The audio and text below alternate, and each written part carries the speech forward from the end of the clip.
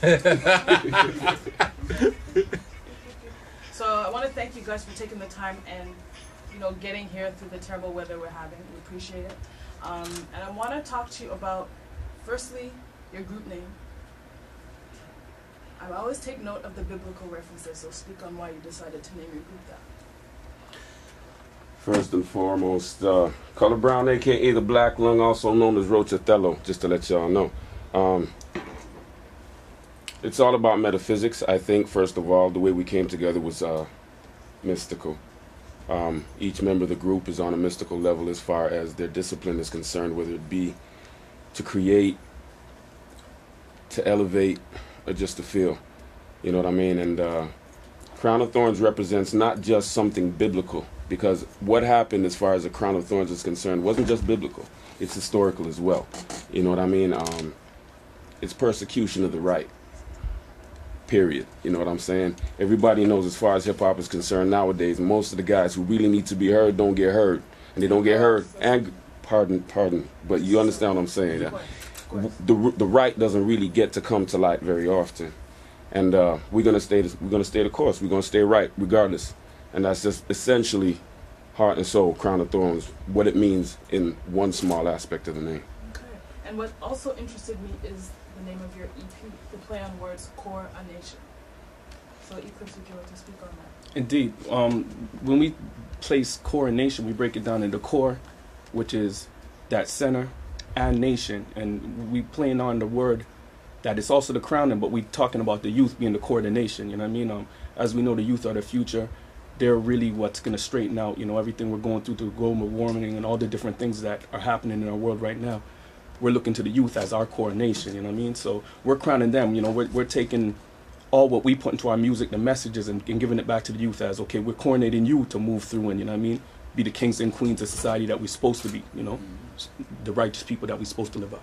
So do you find that challenging? Because I know there's some of our youth who are so eager to take on the world, let's say, but do you find it challenging? Sometimes I feel that some of our youth are despondent. They don't have much hope. We up for the challenge, you know. It's supposed to be a challenge. It's not supposed to be easy, you know what I mean? It's work, and we're up for the task, you know what I mean? That's what we're here for. We've been given the good food. We got the knowledge of self through our music, you know what I mean?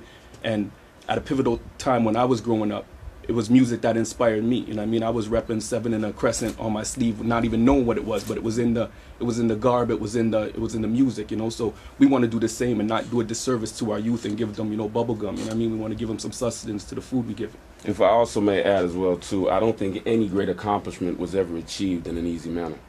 So, you know, if you real, it's gonna be tough. You feel me? So on the one, we in no way, shape, or form decided to take upon an easy challenge. You know what I'm saying? It's going to be a tough road. It's been a tough road, and it's going to be a tough road. And you know what I mean? I think that's just going to make the victory a lot sweeter when it transpires, or when it comes to when it comes to actual tangibility. When, you know what I'm saying? What is taught is learned. You know what I'm saying? And it's accepted. And not only then, but it's actually, you know, applied, and you know what I mean, and forward movement occurs from that. Well, I like to say I commend you guys. You know, it's not all the time, not regularly enough. We get people who really are involved in the community, and the fact that you spoke of the youth, I gotta commend you on that. And that will segue into my next topic, which is community radio. Community radio, in a way, brought you together, especially let's say the nucleus of that. Let's say meeting was a man who happens to be standing in the room, Mr. DTS. Speak on that. Speak how he was like, you know, the connector here. Well, I do a show out in Hamilton called Live and Direct. Been doing it for about 12 years, and there was many sessions where I met D a long time ago, and he was the one who put me on to having a more keen ear to actually listening to music. So he was instrumental in my growth as an artist.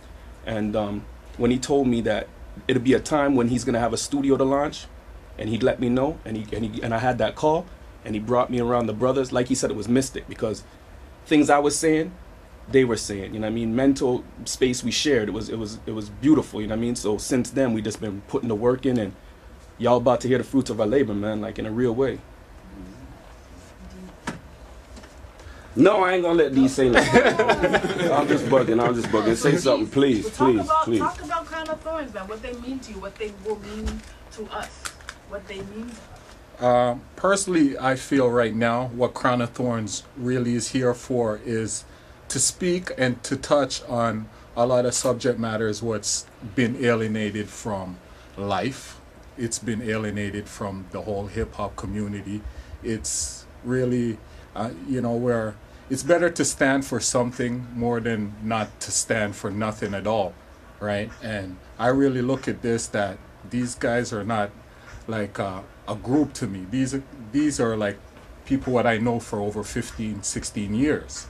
Necessarily they might not know each other that well over the 15 years that there is, but I would say in the last 2.5 years, it's really what we're creating to bring to the massive, because really we're here to touch on community stuff, what's happening in the community right there. So when I'm talking about something what I see on a regular basis. I'm a youth worker, so when it really comes down to it, it's like these kids are lost to a certain point, and we're not here to preach to them, but we're here to give them a different look on the way how music is actually perceived and the way how it's actually done. Because I find like a lot of people right now is their music and the message what they're sending, it's really not what they are.